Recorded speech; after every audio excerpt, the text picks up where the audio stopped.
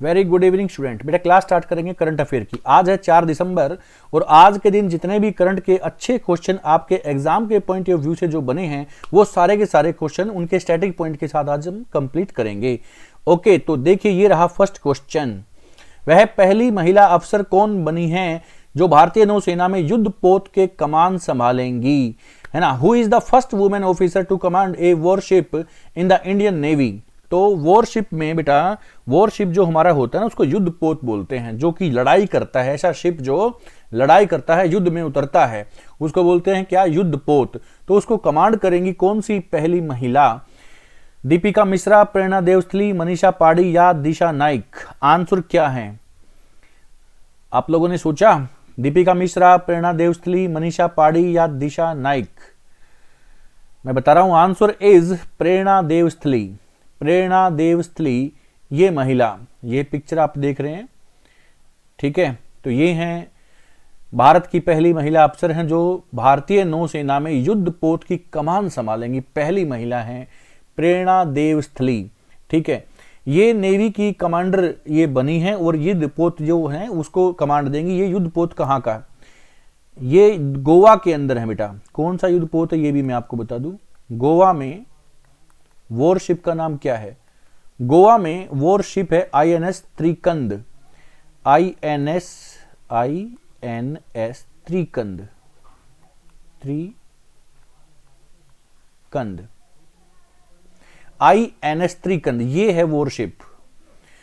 Indian navy का worship कौन सा है बेटा? INS त्रिकंद नाम से है और ये कहां पर है? गोवा में है। इसकी कमांड कौन संभालेगी? प्रेरणा देवस्थली इसकी कमांड संभालने वाली पहली महिला बन चुकी हैं जो किसी वॉरशिप को लीड करेंगी। कोई ऐसा युद्ध पोत, अभी तक ऐसी कोई महिला नहीं थी जिसने वॉरशिप को कमांड किया हो, तो ये पहली महिला बन चुकी हैं प्रेरणा देवस्थली। ओके, अच्छा इसके साथ साथ मैं आपको एक पॉइंट और बताऊं, सुनिए। ये एयरफोर्स का पॉइंट होगा, सुनिए। देखो, एयरफोर्स की पहली महिला अधिकारी वो बन गई जिनको वीरता पुरस्कार मिला है। वो कौन सी महिला? एयरफोर्स की वो कौन सी महिला जिनको वीरता का पुरस्कार मिला है? तो वो कौन बनी है बेटा? उनका नाम है दीपिका मिश्रा।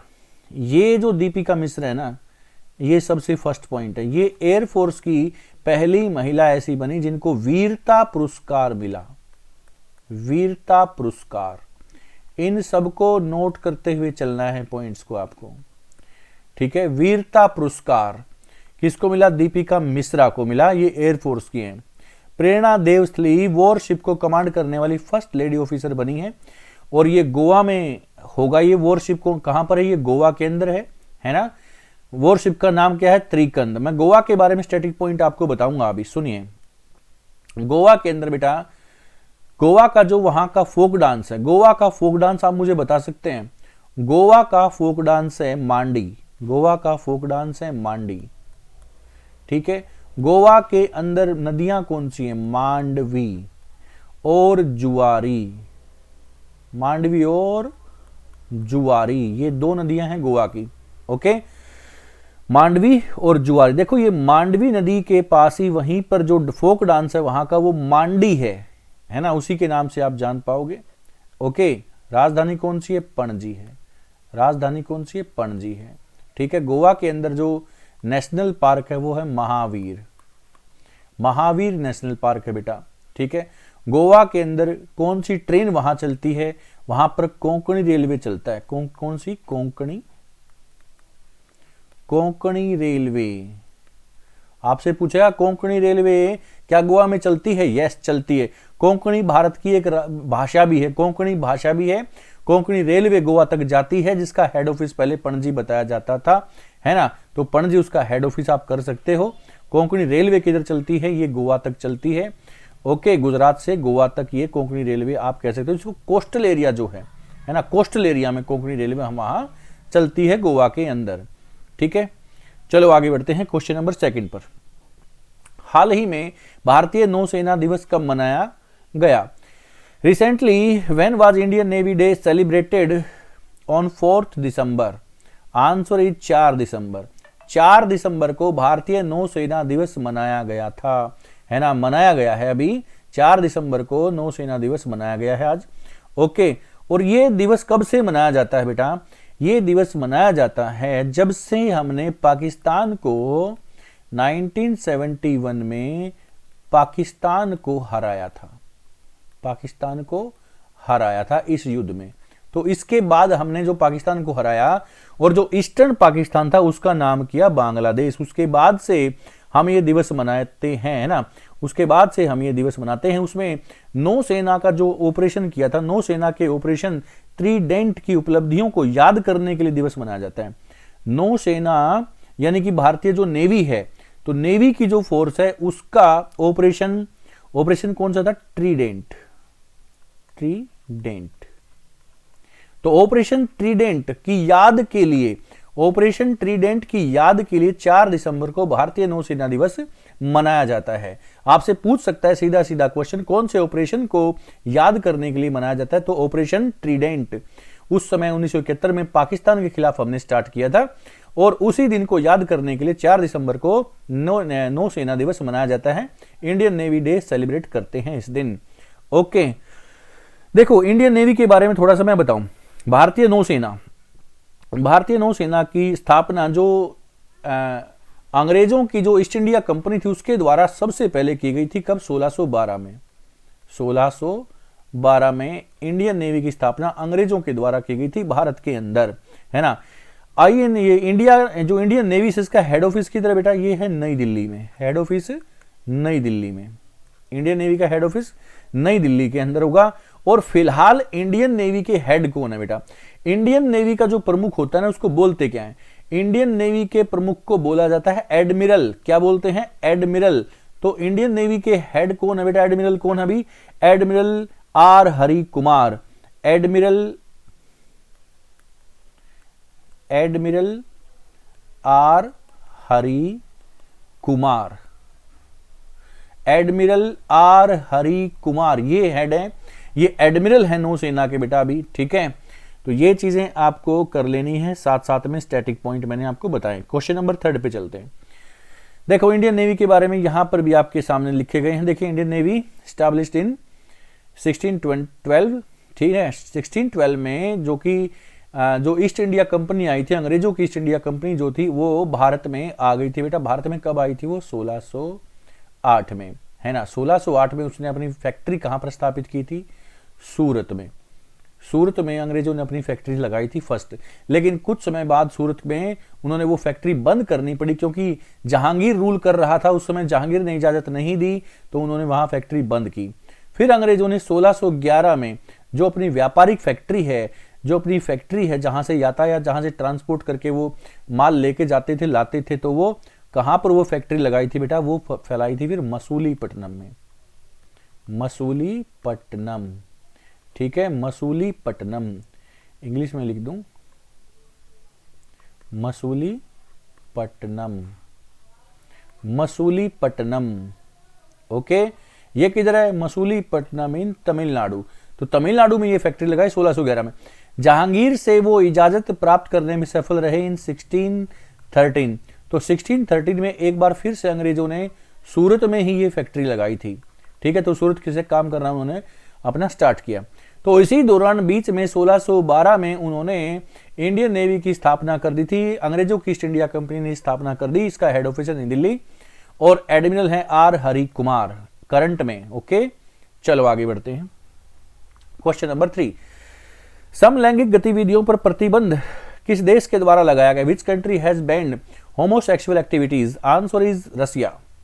ये रसिया ने प्रतिबंध लगाया बेटा। जैसा कि मैंने आपको कुछ दिन पहले, अभी 3-4 दिन पहले क्लास बनाई थी जिसमें बताया था कि नेपाल का जो सुप्रीम कोर्ट है उसने समलैंगिक विवाहों को इजाजत दे दी। वो रजिस्टर्ड करेगा, ऐसे विवाहों को कानूनी तौर पर मान्यता दी गई है नेपाल के अंदर। लेकिन अभी ये क्वेश्चन आपके सामने, एक और क्वेश्चन है कि रसिया ने समलैंगिक गतिविधियों पर प्रतिबंध लगा दिया है, पूरी तरह से बैन है। जो ट्रांसजेंडर होते हैं, है ना, जो समलैंगिक होते हैं, एक ही सेक्स के जो शादी कर लेते हैं, उन पर पूरी तरह से पाबंदी लगा दी है रसिया के द्वारा, है ना। तो ये बहुत एक, देखो व्यक्तिगत राय ये है, मेरी व्यक्तिगत राय मैं अपनी बता रहा हूं, किसी किसी की भिन्न भिन्न हो सकती है। तो मेरी राय ये है कि ये बिल्कुल सही कदम है रसिया के द्वारा, है ना। ऐसे मुद्दों पर ये जो क्राइम है ये भी बढ़ जाते हैं बेटा, ठीक है। और ये चीजें बिल्कुल पाबंदी लगाई जानी चाहिए। ठीक है, तो रशिया का ये सराहनीय कदम है, बहुत सारे कंट्रीज ने उसकी सराहना की है कि रशिया ने ऐसा कदम उठाया। ओके, तो ये रशिया का है। रशिया की बात करें तो रशिया की राजधानी कौन सी है? मॉस्को। रशिया की राजधानी कौन सी बेटा? मॉस्को। मॉस्को, रशिया में मॉस्को एक रिवर भी है। रशिया में रशिया की जो नदी का है वो नदी का नाम भी मॉस्को बेटा। सुनिए, रशिया एशिया में भी फैला है और यूरोप के अंदर भी फैला है। रशिया सबसे बड़ा देश है एशिया में भी, रशिया सबसे बड़ा देश है यूरोप के अंदर भी। लेकिन रशिया की जो कैपिटल है मॉस्को, वो यूरोप के अंदर आती है। कहां पर आती है बेटा? यूरोप के अंदर आती है। ओके, अब मैं रशिया की आके और स्ट्रेटेजी की बात करूं तो जो आपको राष्ट्रपति दिख रहे हैं ना, इनका नाम है राष्ट्रपति व्लादिमीर पुतिन। व्लादिमीर पुतिन, ठीक है ना, बहुत ही पावरफुल आदमी है, वर्ल्ड के सबसे पावरफुल आदमी बताए जाते हैं व्लादिमीर पुतिन। ओके, तो रशिया की बात हम कर रहे हैं। रशिया के अंदर दुनिया की सबसे लॉन्गेस्ट रेलवे चलती है, जो कि कहां से कहां चलती है, इसका नाम क्या है? पहले तो मैं इसका नाम आपको बताऊं, Trans Siberian Railway. Trans Siberian Railway is the world longest railway. कहां से कहां चलती? सेंट पीटर्सबर्ग से व्लादिवोस्टोक तक चलती है, रशिया के अंदर चलती बेटा। दुनिया की सबसे लंबी रेलवे है। रशिया के अंदर ही दुनिया का सबसे ठंडा क्षेत्र है जहां पर आदमी रहते हैं, ह्यूमन लैंड एरिया, जहां पर आदमी रहते हैं, वो सबसे ठंडा क्षेत्र रशिया के अंदर बेटा, जिसका नाम है बरखोयास्क। बरखोयास्क। तापमान यहां पर -50 -60 डिग्री सेल्सियस तक जाता है बेटा। यहां पर आदमी रहते हैं, वहां सबसे ठंडा क्षेत्र। अगर क्वेश्चन आए कि सबसे ठंडी जगह लेकिन वहां पर आदमी नहीं रहते, तो फिर हो जाएगा अंटार्कटिका, है ना। अंटार्कटिका कॉन्टिनेंट में दक्षिण जो अपना जो सदर्न हेमिस्फीयर है, दक्षिणी गोलार्ध है, वहां पर अंटार्कटिका सबसे ठंडी जगह है दुनिया की। लेकिन जहां आदमी नहीं रहते वहां सबसे ठंडी जगह उसको बोला जाएगा। जहां पर आदमी रहते हैं वहां सबसे ठंडी जगह है बरखोयास्क, रशिया के अंदर होगा, रशिया का नॉर्दर्न पार्ट होगा ये। ओके, आगे बढ़े, अभी ये क्वेश्चन कंप्लीट होते हैं हमारे। आगे देखिए, ये रहा क्वेश्चन नंबर 4। UNHCR नॉनसेन शरणार्थी पुरस्कार। देखो बेटा, इस टाइप के जो अवार्ड हैं ये आपके क्वेश्चन में पूछ लिए जा सकते हैं। तो UNHCR नॉनसेन शरणार्थी पुरस्कार 2023 के लिए किसे नामांकित किया गया है? Who has been selected for UNHCR Nansen refugee award 2023? Answer is Abdullahi Mire. Abdullahi Mire, ये है आंसर, जिसकी पिक्चर आप देख सकते हो यहां पर बेटा, अब्दुल्लाही मायर। ये जो गरीब बच्चे होते हैं, जो शरणार्थी होते हैं, जो कि किसी देश से निकलकर किसी देश में कहीं से कहीं जो आए हैं, उनका कोई ठिकाना नहीं होता, कोई एजुकेशन नहीं होती, कोई सोसाइटी नहीं होती, कोई कल्चर नहीं होता, वे बेचारे कहां जाएं? तो उनके लिए आवाज उठाने वाले हैं अब्दुल्लाही मायर, इसीलिए इनको यह पुरस्कार दिया गया है। मैं इसके बारे में थोड़ा सा आपको और बताऊं। जो अब्दुल्लाही मायर है बेटा, ये सोमालिया के रहने वाले हैं, ये सोमालिया के पत्रकार हैं बेटा। सोमालिया जो कि अफ्रीकन कॉन्टिनेंट का एक देश है, सोमालिया के पत्रकार हैं। और सोमालिया के ये पत्रकार हैं अब्दुल्लाही मायर, जिसने गरीब बच्चों के लिए, रिफ्यूजी बच्चों के लिए, जो विस्थापित होते हैं, जो एक देश से निकाल दिए जाते हैं या किसी कारणवश उस देश को छोड़ के आते हैं, अपनी गरीबी के कारण, अपनी जान बचाने के लिए, अपनी जिंदगी बचाने के लिए, एजुकेशन के लिए, अपनी गरीबी के लिए कैसे भी वहां से निकल के आते हैं, तो उन लोगों के जीवन को सुधार करने के लिए, उनके जीवन की गुणवत्ता सुधार करने के लिए इस व्यक्ति ने आवाज उठाई है। इसलिए इनको UNHCR नॉनसेन शरणार्थी पुरस्कार दिया गया 2023 का। अब ये UNHCR है क्या, मैं इसके बारे में आपको बताऊं। UNHCR ये क्या चीज है बेटा, सुनिए। देखो, ये है United nation high commissioner of refugee. United nation of high commissioner refugee, ये फुल फॉर्म होती है, United nation high commissioner of refugee, ये फुल फॉर्म होती बेटा। ये कब स्थापित किया गया था? 1950 में UNHCR की स्थापना की गई थी। हेड ऑफिस किधर है इसका हेड ऑफिस है बेटा जेनेवा। इसका हेड ऑफिस है बेटा जेनेवा। जेनेवा कहां पर है? स्विट्जरलैंड के अंदर है। जेनेवा स्विट्जरलैंड के अंदर इसका हेड ऑफिस है। यूएनएचसीआर की स्थापना 1950 में की गई थी, 1950 में इसकी स्थापना की गई थी। इसका मकसद क्या होता है बेटा? इसका मकसद होता है जो जीवन बचाने के लिए, जो विस्थापित बच्चे होते हैं अपनी एजुकेशन के लिए, अपनी गरीबी के लिए, जो जहां से विस्थापित किए जाते हैं वहां पर जहां वो पहुंच चुके, वहां पर उनके जीवन की गुणवत्ता में सुधार लाने के लिए, उनका जीवन बचाने के लिए, उनके लिए जो सुविधाएं दी जाती है, तो ये वो संगठन जो ये काम करता है ना। शरणार्थियों का जीवन, विस्थापित समुदायों के लिए जो कार्य करता है, ऐसे बच्चों के लिए, ऐसे समुदायों के लिए, ऐसे एनजीओ के लिए जो काम करता है ना, वो कौन सा है? वो है यूएनएचसीआर। ओके, स्थापना 1950 में, हेड ऑफिस जेनेवा के अंदर। सोमालिया के पत्रकार हैं अब्दुल्लाही मायर। ओके, चलो क्वेश्चन नंबर 5। 2030 में एक्सपो वर्ल्ड फेयर का आयोजन कहां किया जाएगा? 2030 में एक्सपो वर्ल्ड फेयर का आयोजन कहां किया जाएगा? Where will the Expo 2030 world fair be organised? Answer is Riyadh. Answer is Riyadh बेटा, रियाद के अंदर किया जाएगा। सऊदी अरब करेगा बेटा। ये रियाद कैपिटल कहां की है बेटा? सऊदी अरब की है। सऊदी अरब की कैपिटल कौन सी है? रियाद। तो रियाद में ये एक्सपो वर्ल्ड फेयर का आयोजन होगा। कब होगा बेटा? ये 2030 में होगा। ये एक्सपो वर्ल्ड फेयर क्या है बेटा? ये हर 5 साल में होता है। हर 5 साल में होता है, एवरी 5 ईयर्स में होता है बेटा। ये बहुत बड़ा वर्ल्ड फेयर होता है, बहुत बड़ा टेक्नोलॉजी के लिए बेटा।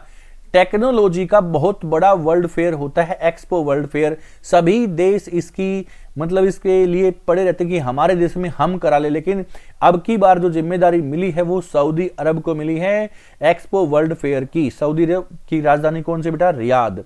ये बहुत बड़ा मेगा इवेंट होता है बेटा, जिसका आयोजन हर 5 साल में होता है। वर्ल्ड एक्सपो का मकसद तकनीकी उपलब्धियां होता है बेटा। तकनीकी जो टेक्नोलॉजी होती है उसकी उपलब्धियां जो होती हैं उसके लिए होता है एक्सपो वर्ल्ड फेयर, जो 2030 में सऊदी अरब के द्वारा ये होगा। ठीक है, रियाद के अंदर होने वाला है ये। ओके, चलो आगे बढ़ते हैं क्वेश्चन नंबर 6 पर। कंप्यूटर साक्षरता दिवस हाल ही में कब मनाया गया? जो कंप्यूटर साक्षरता दिवस है बेटा वो हाल ही में कब मनाया गया? वो हाल ही में मनाया गया 2 दिसंबर को। 2 दिसंबर को कंप्यूटर साक्षरता दिवस मनाया जा चुका है। कंप्यूटर कंपनी NIIT ने 2001 में अपनी 20वीं वर्षगांठ को चिन्हित कर इसको मनाया था, है ना। कब से इसको स्टार्ट किया जाता है बेटा? 2001 से कंप्यूटर कंपनी NIIT, ठीक है, NIIT के द्वारा अपनी जो 20वीं वर्षगांठ है उस पर इसको मनाने का काम शुरू किया गया था, मतलब तब से इसको मनाया जाता है ना। तो कंप्यूटर के जनक कौन है? फादर ऑफ कंप्यूटर किसको कहा जाता है? चार्ल्स बेबेज को। चार्ल्स बेबेज, मैं लिख देता हूं, father of computer Charles Babbage ये फादर हैं बेटा कंप्यूटर के। तो कंप्यूटर को बनाने वाले चार्ल्स बेबेज हैं। कंप्यूटर जो पहली बार कंप्यूटर की खोज का श्रेय कौन से समय को दिया जाता है बेटा? कब खोज करेगा? खोज का श्रेय दिया जाता है बेटा चार्ल्स बेबेज को। फादर तो यही है, लेकिन ये कब से इसकी स्थापना मानी जाती है? 1837 से इसकी स्थापना दी जाती है कि खोज कर ली थी, उसके बारे में पता चल चुका था कि ऐसे ऐसे टेक्नोलॉजी है। ओके, तो सबसे पहला जो कंप्यूटर था वो कौन से देश ने बनाया था? ये भी सुन लें। सबसे पहला जो कंप्यूटर था बेटा वो अमेरिका ने बनाया था। कहां बना था? अमेरिका के अंदर बना था। और आज तो हालत यह है कि बिना कंप्यूटर आप कुछ काम करने की सोच तक नहीं सकते। जब कंप्यूटर हमारे इंडिया में आए थे तो बहुत सारी ऐसी बातें उठी थी, कंप्यूटर आ गया तो बहुत सारे लोगों की नौकरियां चली जाएंगी, वो जॉब, उनका काम धंधा छूट जाएगा। और हुआ भी था, है ना, क्योंकि जो अकेले कंप्यूटर के अंदर जो काम होता है वो 10-10, 20-20 आदमी नहीं कर पाते, फटाफट काम हो जाता है। तो बहुत सारी नौकरियां चली भी गई थी, लेकिन उसका फायदा कितना ज्यादा हुआ आप ये देख सकते हैं ना। तो बेटा जो नई चीज आती है ना उसको वेलकम करना चाहिए। ऐसी बात नहीं है कि उससे रोजगार घट जाएंगे, ऐसा हो जाएगा नहीं। अगर उनको हम वेलकम नहीं करते तो वही चीजें दूसरे देश उसको फॉलो करेंगे और हमसे काफी आगे निकल जाएंगे। ओके, जो टेक्नोलॉजी आती है उसको वेलकम करना चाहिए जरूर। ओके, चलो क्वेश्चन नंबर 7। हाल ही में कौन से देश की क्रिकेट टीम ने सबसे ज्यादा T20 मैच जीत लिए हैं? Answer is India. इंडिया ने सबसे ज्यादा T20 मैच जीत लिए हैं बेटा। इससे पहले यह रिकॉर्ड पाकिस्तान के नाम था। इंडिया ने सबसे ज्यादा T20 मैच जीते हैं। और इंडिया अब तक कितने इंटरनेशनल T20 मैच जीत चुका है? 136 मैच। पाकिस्तान के नाम था ये पहले मैच। 135 मैच जीते हैं किसने? पाकिस्तान ने। तो सबसे ज्यादा T20 मैच जीतने वाली क्रिकेट टीम बन गई इंडिया। भारत ने ऐसा कारनामा किया है ना। अब सुनिए आगे मैं आपको और बताऊं। ऋतुराज गायकवाड़ एक ऐसे इंडियन प्लेयर में यहां लिखता हूं, ऋतुराज गायकवाड़ एक ऐसे प्लेयर हैं बेटा जिसने 116 मैच में यानी कि 116 इनिंग के अंदर सबसे पहले 4000 रन बना दिए हैं। 4000 रन बना दिए हैं 116 मैचों में। इससे पहले यह रिकॉर्ड 117 मैचों में 4000 रन का रिकॉर्ड था। किसके नाम? KL राहुल के नाम यह रिकॉर्ड था। 117 मैचों में था, लेकिन अब 116 मैचों में 4000 रन बना दिए। किसने? ऋतुराज गायकवाड़ के नाम यह रिकॉर्ड हो चुका है बेटा। सबसे ज्यादा T20 मैच जीत चुकी है इंडिया। इस दूसरा नंबर है पाकिस्तान का। मैच जीते हमने 136। आगे देखिए अगला क्वेश्चन। देखो BCCI के बारे में थोड़ा सा मैं आपको बताऊं। BCCI कब स्थापना की थी बेटा? 1928 के अंदर इसकी स्थापना कर दी गई। हेड ऑफिस मुंबई के अंदर है ना, महाराष्ट्र। और इसके हेड कौन है? रोजर बिन्नी में ICC की बात करूं बेटा, ICC का हेड ऑफिस किधर है बेटा? ये दुबई के अंदर है। ICC इंटरनेशनल क्रिकेट काउंसिल का हेड ऑफिस दुबई के अंदर बेटा। लगभग 1909 में ये बन गया था। जॉर्ज बार्कले इसके हेड हैं। जॉर्ज बार्कले ICC के हेड है बेटा। यहीं पर ये BCCI के बारे में आपको बता दिया है। ओके, अगला क्वेश्चन हम देखते हैं। अभी जो चुनाव चल रहे थे बेटा 4-5 राज्यों में, उसके नतीजे में आपको बता रहा हूं, सुनिए। 2023 के अंदर मध्य प्रदेश विधानसभा चुनाव में किस पार्टी को बहुमत मिल गया? तो ये तो बीजेपी को मिल गया बेटा, है ना। बीजेपी की गवर्नमेंट अभी फिर से रिपीट हुई है मध्य प्रदेश के अंदर। मध्य प्रदेश ने फिर से पूरा बहुमत दिया है शिवराज सिंह चौहान की गवर्नमेंट को, है ना। बहुत बड़ी बात है बेटा, दोबारा से सरकार रिपीट हो रहा है। इसका मतलब अच्छे काम हुए हैं कहीं ना कहीं, इसलिए सरकार रिपीट हुई है ना। तो मैं थोड़ा सा मध्य प्रदेश के बारे में, ये चुनाव पे प्रकाश डालता हूं। मध्य प्रदेश में बीजेपी को सीटें मिली थी बेटा 164, जबकि कांग्रेस को यहां पर सीट मिली थी बेटा 65। तो बहुत ज्यादा गैप रह गया बेटा कांग्रेस और बीजेपी का, है ना। ये मध्य प्रदेश का मैं आपको बता रहा था। मध्य प्रदेश में इतनी सीटों से बहुत ज्यादा अंतर से जीती है बीजेपी। अब ये तो हो गया मध्य प्रदेश में। आपको छत्तीसगढ़ का ही बताऊं। छत्तीसगढ़ के अंदर भी बेटा बीजेपी ने बाजी यहां पर मार ली है। बीजेपी ने यहां पर 54 सीटें जीती। बीजेपी के खाते में यहां पर 54 सीटें हैं। कांग्रेस के खाते में यहां पर 35 सीटें हैं बेटा, 35। ये कांग्रेस, 54 ये बीजेपी छत्तीसगढ़ के अंदर। अच्छा, वहीं पर राजस्थान के अंदर बेटा कांग्रेस की गवर्नमेंट चली गई। छत्तीसगढ़ में भी कांग्रेस थी, वो भी चली गई। राजस्थान में भी कांग्रेस थी, वहां से भी काम खराब हो चुका है राजस्थान के अंदर कांग्रेस का। राजस्थान के अंदर तो बेटा ये रिवाज चला हुआ है, एक बार वो सरकार एक बार वो सरकार, तो वो कायम है अभी भी। राजस्थान की मैं बात करूं बेटा, राजस्थान के अंदर 115 सीटें तो बीजेपी की हैं। 115 सीटें बीजेपी की हैं, जबकि कांग्रेस की यहां पर सीटें हैं 69। कांग्रेस की सीटें हैं बेटा 69। इतना अंतर रहा। अब बच गया मिजोरम। मिजोरम के जो नतीजे हैं बेटा आज आ चुके हैं। मिजोरम में वहां की एक जो लोकल पार्टी है वो जीती है। लोकल पार्टी के बहुमत मिल चुका है लोकल पार्टी को। बीजेपी की वहां पर 2 सीटें आई हैं, है ना। कांग्रेस की वहां पर कोई सीट नहीं है, 0 सीट है। तो बेटा ये मिजोरम में लोकल पार्टी वहां पर जीत चुकी है। मिजोरम की हम बात करें तो ये सारे चुनावी नतीजे मैंने आपको बताए। जो बड़ी बड़ी पार्टियां हैं उनकी मैंने सीटें आपको बता दी हैं। ठीक है, बात समझ में आ गई। तो ये था आज का सेशन, और बेटा इसी सेशन के साथ आज की क्लासेस हम खत्म करते हैं। अगली क्लास में जरूर आप सबसे मिलना। और सुनिए, जो बच्चे देख लेते हैं लेकिन लाइक शेयर नहीं करते, वो बात भी सही नहीं। मैं काफी बार बोलता हूं बेटा क्लासेस को लाइक और शेयर जरूर कीजिए।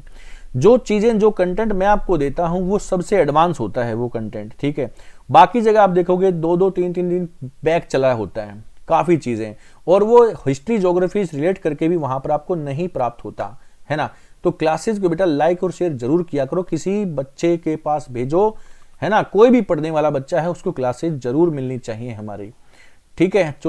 चलो मिलते हैं नेक्स्ट अपनी क्लास में। जो अपना स्टैटिक जीके की क्लास होगी वो क्लास होगी जबरदस्त। अगली क्लास हमारी स्टैटिक जीके की होने वाली, जैसा कि मैंने आपको प्रॉमिस किया था ऐसे ही। चलो ठीक है, मिलते हैं नेक्स्ट सेशन में। Thank you very much.